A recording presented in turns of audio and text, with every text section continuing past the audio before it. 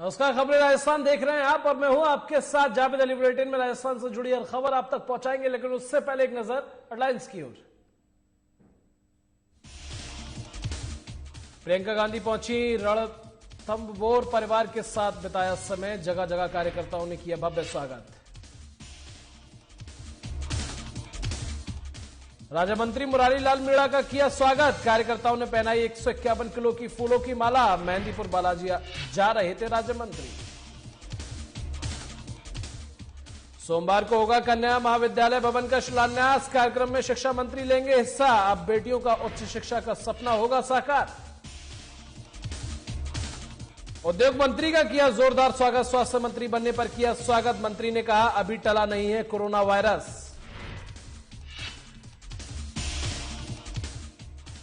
जिला अस्पताल को शिफ्ट करने का विरोध, मेडिकल कॉलेज के पास शिफ्ट हो रहा अस्पताल, अनिश्चितकालीन धरने पर बैठे लोग।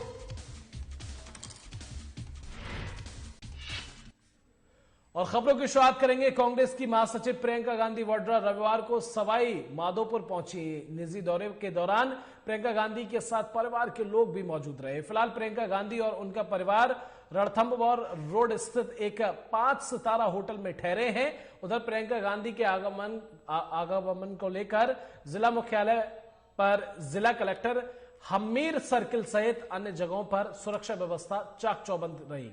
जिला मुख्यालय पर सुबह करीब 11 बजे जिला कलेक्टर के सामने से प्रियंका गांधी वाड्रा के वाहनों का काफिला गुजरता नजर आया। इससे पहले प्रियंका गांधी दिल्ली से सड़क मार्ग से सवाई माधोपुर पहुंची। प्रियंका गांधी वाड्रा के दौरे को लेकर पुलिस और प्रशासन के अधिकारी अलर्ट रहे। बता दें कि निजी दौरे के दौरान प्रियंका गांधी हर साल रणथंभौर भ्रमण करने आती हैं। बीच कांग्रेस के कार्यकर्ताओं ने अलग अलग जगह पर शहरों में उनके स्वागत की तैयारियां की हुई थी, जिसके चलते कांग्रेस कार्यकर्ताओं द्वारा प्रियंका गांधी का गर्मजोशी के साथ स्वागत किया गया और फिर प्रियंका गांधी रणथंभौर के लिए रवाना हो गई।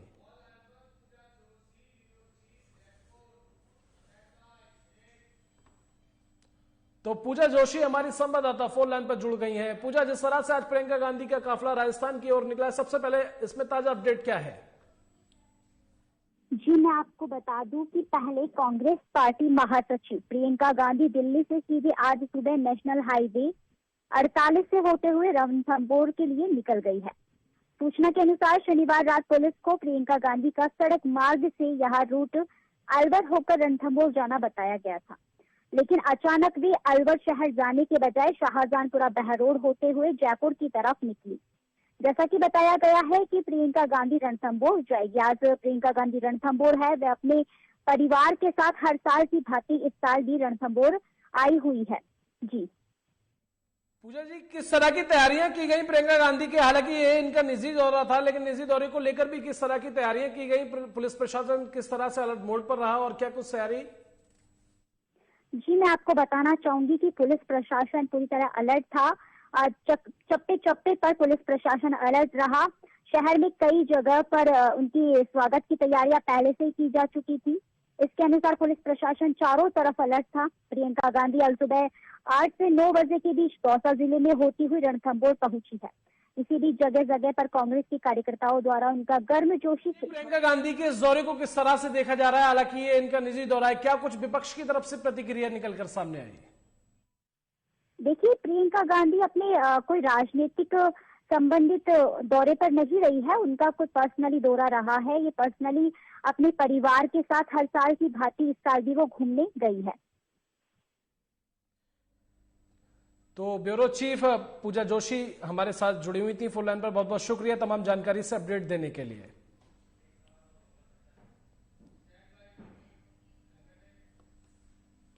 और खबरों में आगे बढ़ेंगे। प्रदेश के चिकित्सा एवं स्वास्थ्य मंत्री परसादी लाल मीणा का मंत्री बनने के बाद पहली बार विधानसभा क्षेत्र लालसोट में जगह जगह स्वागत द्वार लगाकर फूल माला पहनाकर भव्य स्वागत किया गया। बता दें कि क्षेत्र में आगमन पर चिकित्सा और आबकारी मंत्री का जिले की सीमा पर जोशी की कोठी, टोड़ा मीणा सहित कई जगहों पर स्वागत किया गया। इस मौके पर चिकित्सा मंत्री ने कहा कि कोरोना वायरस का संकट अभी टला नहीं है। सभी लोग कोरोना से बचाव के लिए सावधानी बरतें, मास्क का उपयोग करें। सरकार द्वारा जारी गाइडलाइन की पालन करें और बचाव के लिए आसपास के लोगों को जागरूक करें। इसी से आमजन की जान बचाई जा सकती है। उन्होंने कहा कि आमजन को चिकित्सा सुविधा मुहैया करवाने में किसी प्रकार की कमी नहीं आने दी जाएगी। सभी लोग जागरूक रहकर समय पर अपनी जांच करवाएं और नजदीकी सरकारी अस्पताल से दवाई लेकर अपना और अपने परिवार का इलाज कराएं।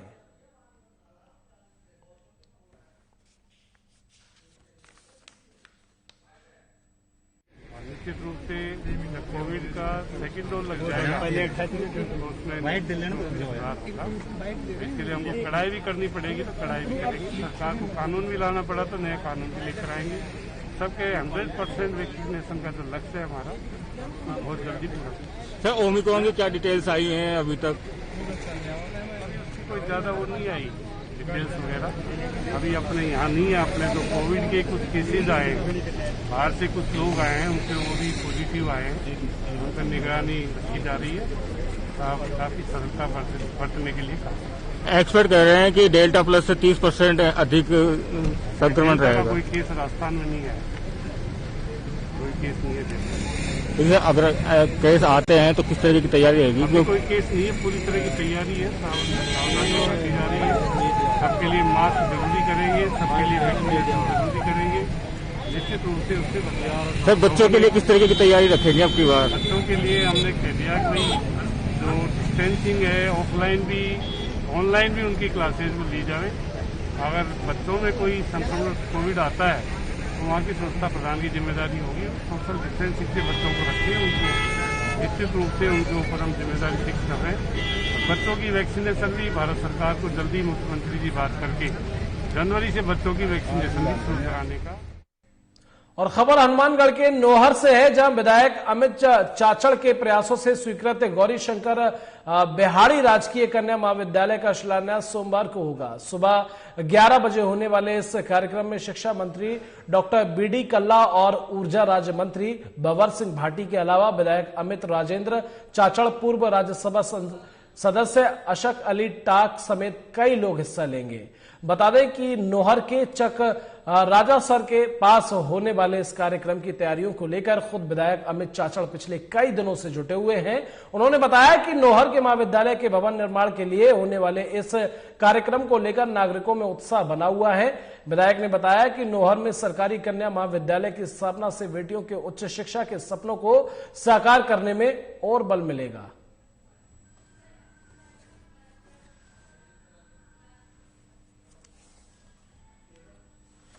तो फिलहाल कन्या महाविद्यालय भवन का शिलान्यास होगा और ये सोमवार को शिलान्यास होना है।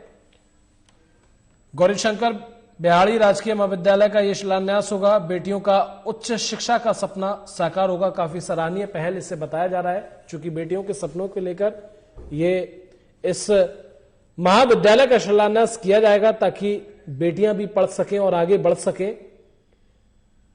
और जिस तरह से इस महाविद्यालय को लेकर सराहनीय कदम उठाया है, चारों तरफ इसकी तारीफ की जा रही है। विधायक ने बताया कि नोहर में सरकारी कन्या महाविद्यालय की स्थापना से बेटियों के उच्च शिक्षा के सपने को साकार करने में और बल मिलेगा।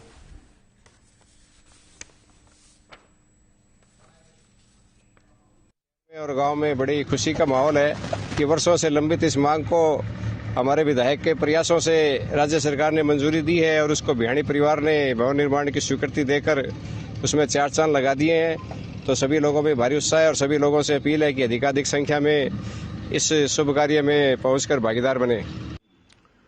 29 तारीख को सुबह 11 बजे गौरीशंकर बिहाड़ी राजकीय कन्या महाविद्यालय का भूमि पूजन किया जाएगा, जिसमें हमारे राजस्थान सरकार के कैबिनेट मंत्री शिक्षा मंत्री बीडी कल्ला जी, ऊर्जा राज्य मंत्री स्वतंत्र प्रभार भंवर सिंह जी भाटी के कर कमलों द्वारा इसका भूमि पूजन किया जाएगा। इस भवन का निर्माण गौरीशंकर बिहाड़ी चैरिटेबल ट्रस्ट कलकत्ता के द्वारा करवाया जा रहा है, जिसके परिवार के सदस्य भी यहाँ उपस्थित रहेंगे। मैं धन्यवाद देता हूँ हमारे लोकप्रिय मुख्यमंत्री अशोक जी गहलोत को, जिन्होंने बजट सत्र में नोहर में जो दशकों से मांग चली आ रही थी कन्या महाविद्यालय खोलने का घोषणा की और उसकी शुरुआत हुई। इसके साथ साथ हमारे नोहर के भामा साहब परिवार बिहाड़ी परिवार का भी मैं धन्यवाद देता हूं कि जिनकी बदौलत जिन्होंने पूर्व में भी नौहर में अनेक मूलभूत सुविधाओं का निर्माण करवाया था। उन्हीं के चलते आज कन्या महाविद्यालय भवन का निर्माण भी बिहाणी परिवार द्वारा बनाया जा रहा है, जिसमें लगभग 4 से 5 करोड़ की लागत का खर्च आएगा। इसके अलावा मंत्री जी के क्या क्या कार्यक्रम रहेंगे? इसके अलावा बी.डी. कल्ला जी, जो कि प्रभारी मंत्री भी हनुमानगढ़ के, 2 बजे यहाँ के जिला अधिकारियों की पंचायत समिति सभागार में मीटिंग लेंगे। शाम को 4 बजे पुष्टिकर समाज द्वारा बनाए गए पुष्करणा भवन का उद्घाटन करेंगे एवं कार्यकर्ताओं से मिलकर जन सुनवाई करेंगे।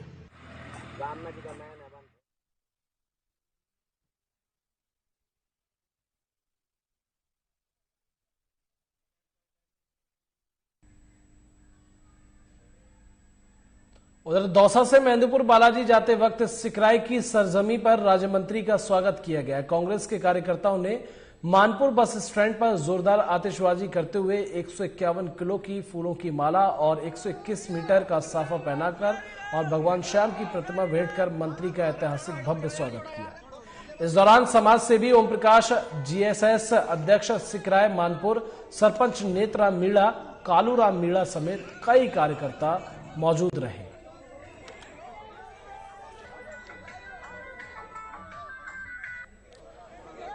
तो दौसा से मेहंदीपुर बालाजी जाते वक्त सिकराई की सरजमी पर राज्य मंत्री का स्वागत किया गया।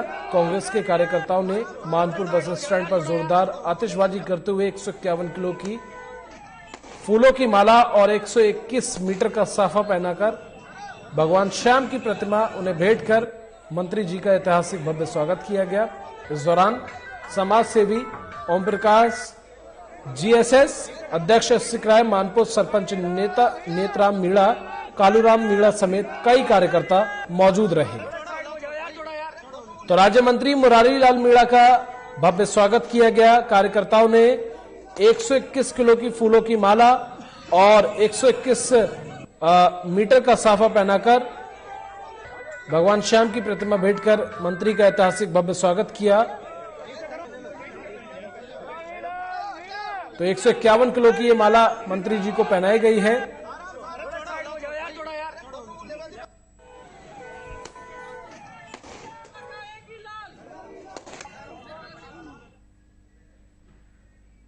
और हनुमानगढ़ टाउन के जिला अस्पताल को हनुमानगढ़ जंक्शन में नंबा बाईपास पर बन रहे मेडिकल कॉलेज के पास शिफ्ट करने के विरोध में 26 नवंबर से अनिश्चितकालीन धरने का आगाज किया गया है। इस मौके पर जिला अस्पताल बचाओ संघर्ष समिति के बैनर तले अस्पताल के बाहर शहर के गणमान्य लोगों ने जिला बचाओ के समर्थन में धरना दिया और नारेबाजी करते हुए वक्ताओं ने संबोधित किया। जिस नींव पर बिल्डिंग बनी थी उस नींव को हटाने का काम यहां के राजनेता और चंद लोग कर रहे हैं। बता दें कि जिला अस्पताल की बेस पर ही मेडिकल कॉलेज स्वीकृत हुआ था। उसी जिला अस्पताल को यहां से शिफ्ट करने का कार्य किया जा रहा है, वो बहुत ही निंदनीय है। यहाँ करोड़ों रुपए की बनी बिल्डिंग और सैकड़ों परिवारों का रोजगार चलता है। इस मौके पर वक्ताओं ने बताया कि जिला अस्पताल के आधार पर ही मेडिकल कॉलेज की स्वीकृति मिली थी। पहले जिला अस्पताल को अपडेट कर भवन 6 से 9 मंजिला बनाने के प्रस्ताव पारित हुए थे। गुस्साए लोगों का कहना है कि अगर इसे नहीं रोका गया तो अनिश्चितकालीन धरना और आंदोलन इसी तरह जारी रहेगा।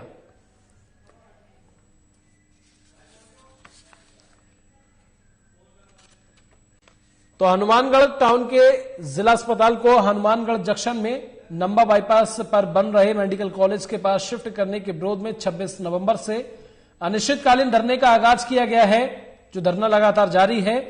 इस मौके पर जिला अस्पताल बचाओ संघर्ष समिति के बैनर तले अस्पताल के बाहर शहर के गणमान्य लोगों ने जिला बचाओ के समर्थन में धरना दिया और नारेबाजी करते हुए वक्ताओं ने संबोधित भी किया। जिस नींव पर बिल्डिंग बनी थी उसी नींव को हटाने का काम यहां के राजनेता और चंद लोग कर रहे हैं। बता दें कि जिला अस्पताल की बेस पर ही मेडिकल कॉलेज स्वीकृत हुआ था।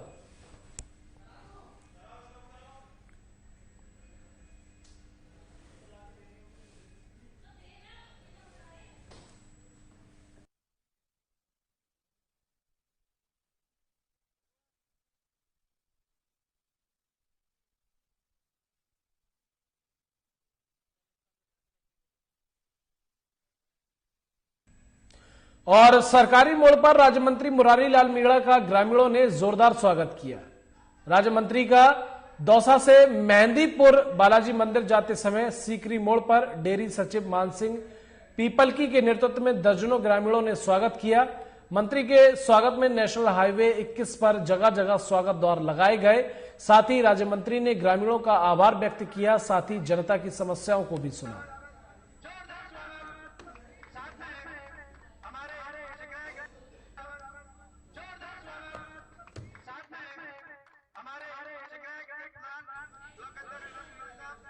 तो सीकरी मोड़ पर राज्य मंत्री मुरारी लाल मीणा का ग्रामीणों ने जोरदार स्वागत किया।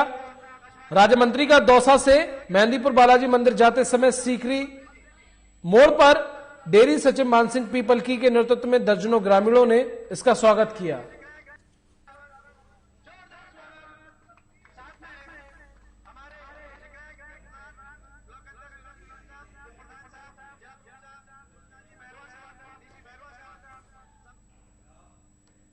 और खबरों में आगे बढ़ेंगे। भरतपुर में एनसीसी दिवस के उपलक्ष्य पर 3 राज तोपखाना एनसीसी द्वारा रक्तदान शिविर का आयोजन किया गया, जिसमें 64 यूनिट ब्लड डोनेट किया गया। इस शिविर का आयोजन महारानी जया राजकीय महाविद्यालय भरतपुर के लक्ष्मी निवास हॉस्टल स्थित 3 राज तोपखाना एनसीसी की इकाई में किया गया। एनसीसी प्रभारी लेफ्टिनेंट डॉक्टर हरवीर सिंह डागुर ने बताया कि 18 साल से ज्यादा उम्र के लगभग हर कैंडिडेट्स ने अपनी इच्छा से रक्तदान किया। 8 लड़कियों ने भी रक्तदान किया, जिसमें सार्जेंट रश्मि शर्मा, कैंडिडेट्स दीक्षा शर्मा, काजल चौधरी समेत कई लोग मौजूद रहे। आर्मी स्टाफ में कमान अधिकारी लेफ्टिनेंट कर्नल विभूति नारायण झा, बटालियन हवलदार मेजर देवाशीष घोष, हवलदार जयपाल और हवलदार दिलशाद ने इसमें हिस्सा लिया। बता दें कि हर साल एनसीसी दिवस के उपलक्ष्य पर यूनिट द्वारा रक्तदान शिविर का आयोजन किया जाता है, जिसमें आर्मी स्टाफ और एनसीसी के छात्र सभी बढ़ चढ़कर हिस्सा लेते हैं। इसी क्रम में इस बार 64 यूनिट रक्तदान किया गया।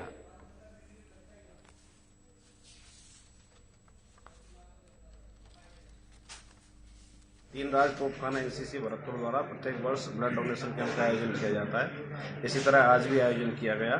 हम अब तक 65 यूनिट ब्लड डोनेट कर चुके हैं। मेरे पास 200 कैडेट एनरोल्ड हैं, जिनमें से प्रत्येक गर्ल्स और बॉयज जो 18 साल से अधिक उम्र का था उसने स्वेच्छा से रक्तदान किया है। और लगभग 70 या 75 के आसपास संख्या थी जो 18 साल से अधिक उम्र के थे। 3-4 कैडेट बीमार थे, जिनके किसी कारण ब्लड डोनेट नहीं कर पाए। और ये जोश बालकों का देखने लायक है, विशेष तौर से गर्ल्स कैडेटों का, जिन्होंने 12 यूनिट ब्लड डोनेट किया। हमारे पास लगभग 25 से 26 गर्ल्स कैडेट हैं जो अभी एनरोल्ड हैं। उनमें से 15 कैडेट ऐसे हैं जिनकी उम्र 18 साल से अधिक है। उनमें से 12 का ब्लड डोनेट करना अपने आप में बड़ी बात है।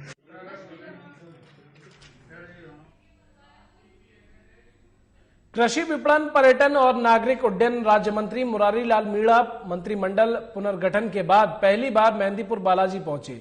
इस दौरान मंत्री मुरारी लाल मीणा ने मंदिर पहुंचकर स्वयंभू श्री बालाजी महाराज के दर्शन कर देश और प्रदेश में खुशहाली की कामना की।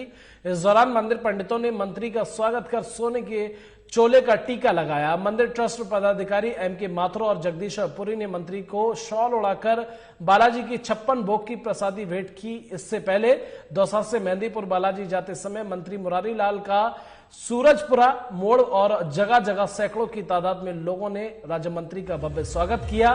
मेहंदीपुर बालाजी मुख्य बाजार में सैकड़ों जगह स्वागत द्वार लगाकर समर्थकों ने मंत्री को साफा माला तस्वीर भेंट कर जोशीला स्वागत किया। वहीं राज्य मंत्री मुरारी लाल मीणा ने कहा कि पर्यटन के लिए राज्य व स्थानीय क्षेत्र में संभावनाओं को तलाशा जा रहा है।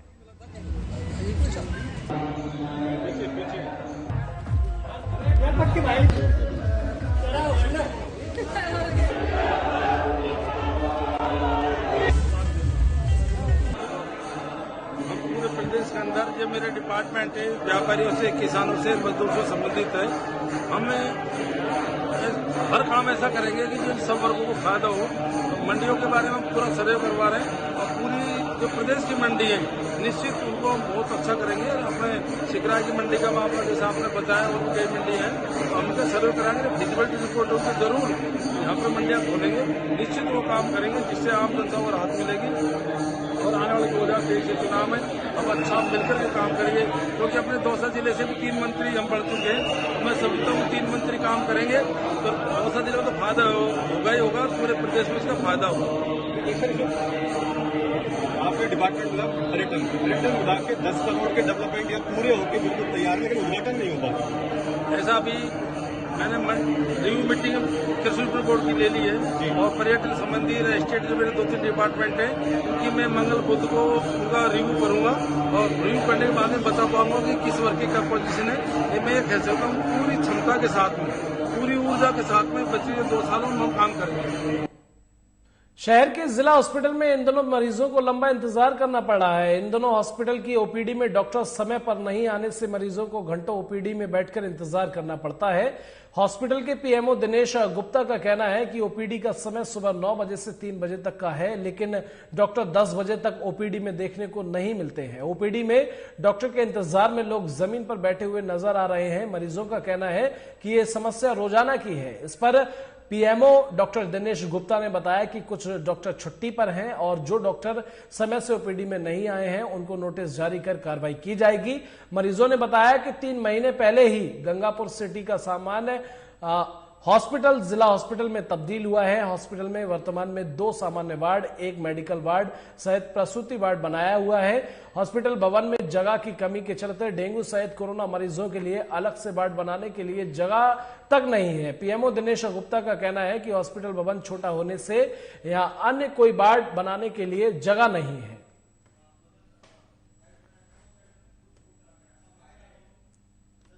खिलाफ कार्रवाई करेंगे। आज अभी भी आपके सामने डॉक्टर्स बैठे थे तो हम ये डिस्कस कर रहे थे सारे सीनियर डॉक्टर्स कि भाई समय पे सभी आना सुनिश्चित करें जिससे मरीजों को जो है नहीं सर, किसी तरह के इलाज में दिक्कत नहीं हो। पुराना डर्रा चल रहा है जैसे भी कि लेट लतीफ आना, हाँ मन मर्जी के अनुसार आना, अपने क्लिनिकों पर बैठा रहना। नहीं ऐसा है तो उसको पाबंद कर रहे हैं और फिलहाल क्या है कि कुछ जो चिरंजीवी के कैंप वगैरह चल रहे हैं, नसबंदी कैंप चल रहे हैं तो लगभग 12-13 डॉक्टर हमारे जो है उन कैंपों में जाने की वजह से भी थोड़ी सी दिक्कत है, लेकिन फिर भी जितने भी उपलब्ध लोग हैं उनसे बढ़िया से बढ़िया व्यवस्था करने का प्रयास कर रहे हैं।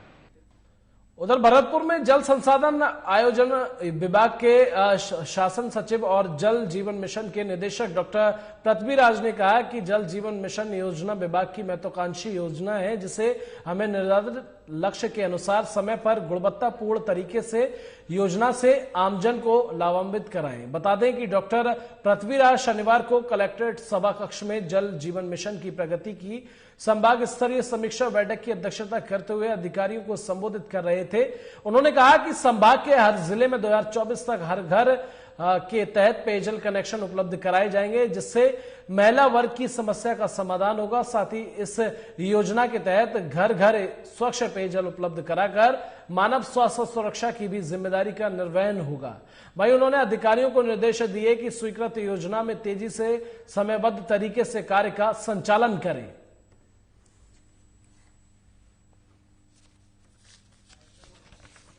जिसमें घर घर कनेक्शन किया जाएगा उसमें अधिक से अधिक लोगों को हाउस टैप कनेक्शन जो है FHTC हम बोलते हैं वो दिए जाए और इस काम में गति लाई जाए। ग्रामीण क्षेत्र के हर घर में नल से जल पहुंचाने की योजना जल जीवन मिशन के सफल क्रियान्वयन के लिए ग्रामीणों को रूबरू कराना जरूरी है। इस कार्य के लिए नियुक्त सपोर्ट एजेंसी आमजन को जागरूक करे। ये बात दौसा जिला जल स्वच्छता मिशन की बैठक को संबोधित करते हुए जन स्वास्थ्य अभियांत्रिकी विभाग के संयुक्त शासन सचिव प्रताप सिंह ने कही। उन्होंने कहा कि योजना में आमजन और ग्रामीणों की भागीदारी की इस योजना का मूल है। उन्होंने कहा कि साल 2024 तक ग्रामीण क्षेत्र की हर घर में नल से जल पहुंचाने के लिए अधिकारी और कर्मचारी मुस्तैदी से कार्य करें। बैठक में जिला कलेक्टर और अध्यक्ष जिला जल और स्वच्छता मिशन पीयूष समारिया ने कहा कि सहयोगी एजेंसी ग्रामीणों के साथ मिलकर ग्राम सभाओं में योजनाओं के अनुमोदन की कार्रवाई कराना सुनिश्चित करें। बैठक के दौरान उन्होंने सहयोग राशि कम जमा होने को लेकर सहयोगी संस्था IAS को निर्देशित किया कि सहयोगी राशि जमा कराने के लिए ग्रामीणों को योजना के संबंध में पूरी जानकारी दें जिससे ग्रामीण इस योजना के साथ मिलकर कार्य कर सके।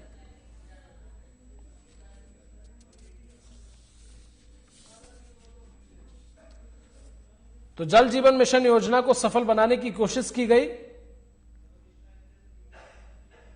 लोगों को जागरूक भी किया जा रहा है। संयुक्त शासन सचिव ने बैठक को संबोधित किया और ग्रामीणों की भागीदारी ही इस योजना का मूल है, ये भी बात कही। तो ग्रामीणों को क्षेत्र के हर घर में नल से जल पहुंचाने की योजना जल जीवन मिशन के सफल क्रियान्वयन के लिए ग्रामीणों को रूबरू कराना जरूरी है, ये बात कही गई। इस कार्य के लिए नियुक्त सपोर्ट एजेंसी आमजन को जागरूक करें, ये बात दौसा जिला जल और स्वच्छता मिशन की बैठक को संबोधित करते हुए जन स्वास्थ्य अभियांत्रिकी विभाग के संयुक्त शासन सचिव प्रताप सिंह ने कही। उन्होंने कहा कि योजना में आमजन और ग्रामीणों की भागीदारी ही इस योजना का मूल है।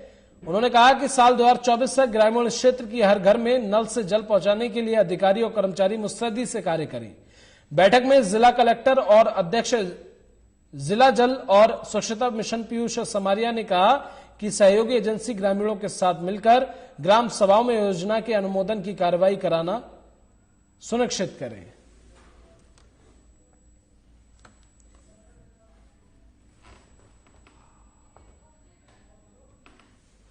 तो ग्रामीण क्षेत्र के हर घर में नल से जल पहुंचाने की इस योजना का शुभारंभ हुआ है। इस योजना से पहले ये बैठक की गई। जल जीवन मिशन के सफल क्रियान्वयन के लिए ग्रामीणों को रूबरू भी कराया गया। और इसी के साथ राजस्थान के इस बुलेटिन में बस इतना ही। नमस्कार।